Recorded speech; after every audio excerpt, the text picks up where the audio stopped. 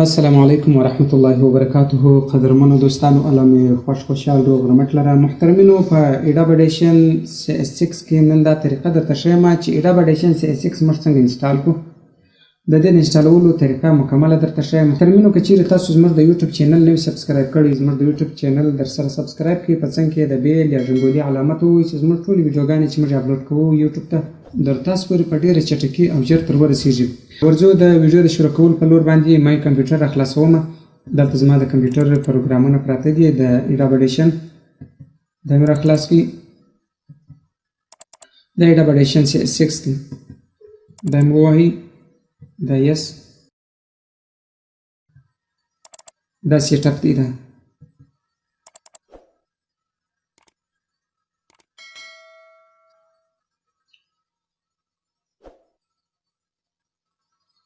دا ځای چې راواوښتی په دې کې دا لاندې وهم، بیا چې رالی دا پسې وهم، انسټال وهم. دغه لیکه چې رسیږي دا یو څو دقیقې وخت نیسي. ګوره دغه لمبرونه 100 ته رسیږي. 100 ته ورسیږي بیا بل ځای راځي.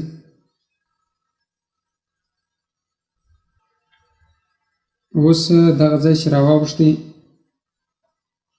دا بټن چې ووایي ایډاب ایډیشن به خلاص شي. بره ایډاب ایډیشن اوس دا د خلاص شولو. د ایډاب ایډیشن انسټال وشولو. اوس په دې کې یو ځای مانده دی چې هغه کریک نه دی ورلوېدلی، ځکه دغه ځای وار وار درته راوړي. که کریک نه ور واچوې دا ځای وار وار راوړي. اوس به دا موږ کاټ کړو، او که چیرې د چا سره کریک نه وي بس صرف دغه دا رقم کاټ کړي، لکه دا اوس چې ما کاټ کړي. هم ریکارډ کې کولی شي، هم نعت کې جوړولی شي، بیان کې جوړولی شي، هر څه کې کولی شي. خو صرف چې کوم وخت کې ایډاب ایډیشن راخلاص کړي دغه پرده راوړي. دا به کاټ کړو.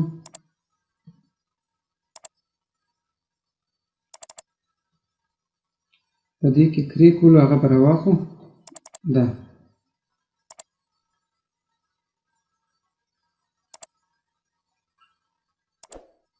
په دې کې اوس دا چې خلاص کړئ، په دې کې دوه دي، دوه فولډره دي. یو کې لیکلی دي 32 بیټ او بل لیکلی دي 64 بیټ.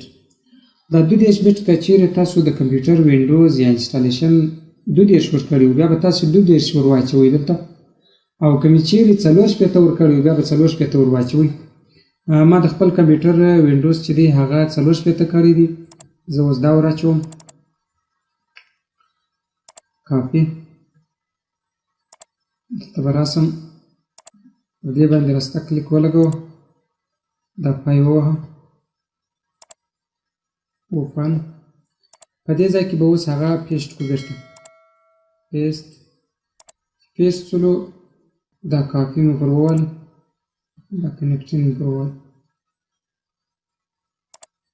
دا چې دلته راورسېدی اوس اوکې پر ووهه، دا پر ووهه.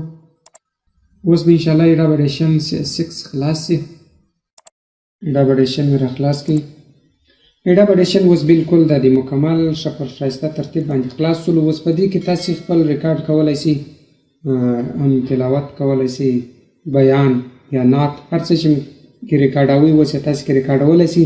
د هغه څه بعد به په نورو ویډیوګانو کې بیا نوره طریقه درته وښیم چې پر څه رقم باندې موږ دې ته ایکوګانې ورکوو، څنګه ازانګې ورکوو، څنګه د نعتو دپاره موږ ټون لګوو. دا طریقې انشاءالله ټولې وخت په وخت باندې درته نشر کوم. خوشحاله اوسئ، قدرمن اوسئ. السلام علیکم ورحمت الله.